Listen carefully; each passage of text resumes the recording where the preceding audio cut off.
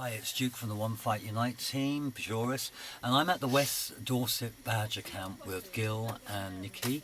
And, you know, we're here to actually ask a few questions about what's really going on in the coal zones. One of the questions I think is really highly important, especially in the Dorset coal zone, is the all year round persecution of badgers that seems to be swept under the carpet. And it's one of the things that we see more and more all the time, every day now.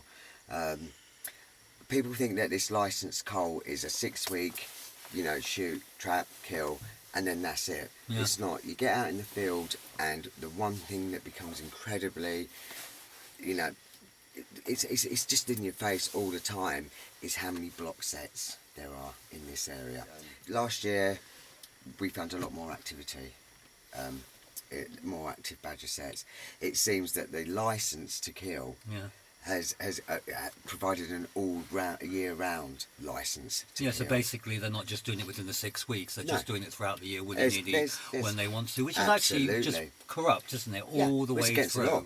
Yeah. It's actually a wildlife crime. Yes. And like with most wildlife crimes, it's incredibly difficult to get a prosecution because the evidence that's needed to get that prosecution is so grey and so murky that to actually get that evidence for a prosecution is nigh impossible. I mean, for example, to actually get a prosecution for a interfered set, you've got to show that that set was active 24 hours prior to it being blocked. Now, unless you're sitting on that set 24/7, Exactly. 7 days a week, you're not going to get that evidence. So, I mean, they'll log it, they'll put it on the database, and they may not have a word with the landowner who will say, well, I don't know what's on the bottom of my land. Could be anybody. I think one of the areas that we really need to work at trying to change is making the landowners responsible for the sets on their land, so that if they're interfered with, they're the ones that get the prosecutions. They're the ones that are going to get the law coming down on them, the wildlife. I think that's a really great idea. Tell me, I mean, what is different about last year to this year? I mean, obviously we've got the coals being raised, the figures have been highly raised, it's been spread totally out, so it makes it a lot more difficult. I mean, I hate to say it for you guys. Yeah. I mean, firstly, because we're so much more spread out now, we need more feet on the ground. We need more boots on the ground to cover a wider area. But I think one of the things that we're certainly noticing in the West Dorset area is the amount of inactivity.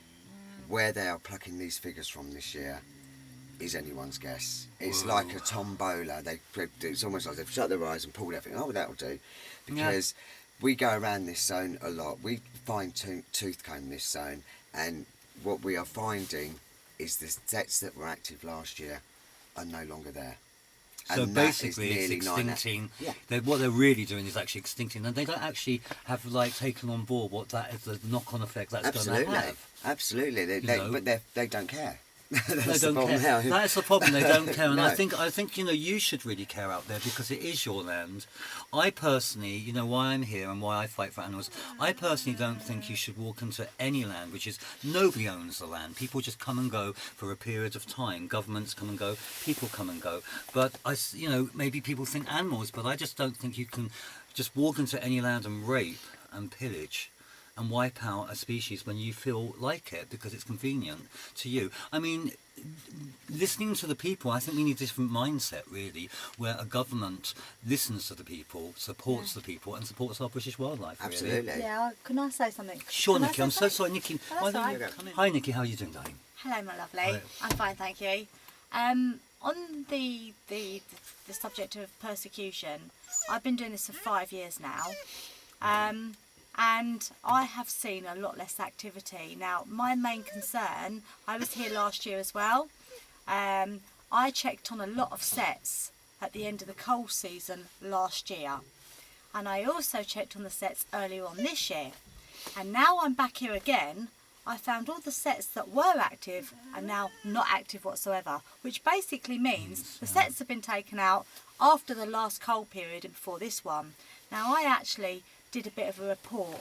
I've done some videos, I've done photographs, we've actually handed some set records in, and we sent it to Natural England. And I said, there's an issue. there is a serious issue in some of the coal zones, and you need to look at the figures before allowing the licences. So what they did was, for Dorset, they obviously totally ignored what we'd said they'd done some sort of ecological survey and plucked, we're looking at almost 10,000 figures in Dorset. Wow. That is a lot. 7,000 in South Dorset, a couple of thousand in West Dorset. There isn't even a couple of thousand badgers in West Dorset to take out and kill. So basically, at the end of the day. it's just literally elimination Absolutely. and completely It is. whitewashing It is and lying elimination. to the public, It is lying lying. across the board. It's a cover-up. It It's is a a total cover-up. cover-up, and It we're is a looking at cover-up. localised extinction. We are, and we've said that. And now I'd like to bring this, and this is really important, and this needs to be raised with the government now. So far, we have had 3 cages with blood and guts all over them. We have had another cage, I think it was found down in the southwest. Not only did it have blood and guts on it, it had the dead badger in the cage. Today, we found in a cattle field, at a dairy farm, we found an area where it had a cage and there was blood and guts left all over the floor. Now, there is a lot of guidelines around culling badgers, No, and I the read- guidelines are you have to clean down the area, that's you right. have to disinfect the area, you have to double bag the badger. Now, not only are they're breaking these guidelines, but they're killing thousands and thousands and thousands of badgers to reduce BTB. Yeah, hang on a minute, they're leaving all this, supposed Well, on a remnants behind. personal note, I really think it's a farce, and I think people really need to. I wouldn't say even wake up. I think people need to find, the truth in themselves and ask themselves: do you really want this? Are you going to actually stand there and knowing this is going on? And like I said, I really urge people to support all the camps. Find the nearest camp near to you. There's some links. Is there a link that we have a page to? Can we give that out? Yeah. Yeah. We'll give that out and we'll we've got donate and we can keep you updated. But listen, thank you so much, Nikki and Gil. It's a pleasure being here, and like we always do what we can. And actually, we did a little whip round for you. Get your friends to do a whip round. It's not much, but we managed to raise in just 3 days £100. So Wow. I'd like Thank to you. give that to you. That's amazing. But guys, do if you can to support your camp or another camp. I want to make all the camps equal, but this is a particularly good camp. What does that go? Where does this go? That's Gil? What going do to you do go. that on food That's or? going to go on petrol. Is it on petrol? That will go into petrol Yeah. tanks, and that will keep teams out on the Yeah. road, doing what they do best.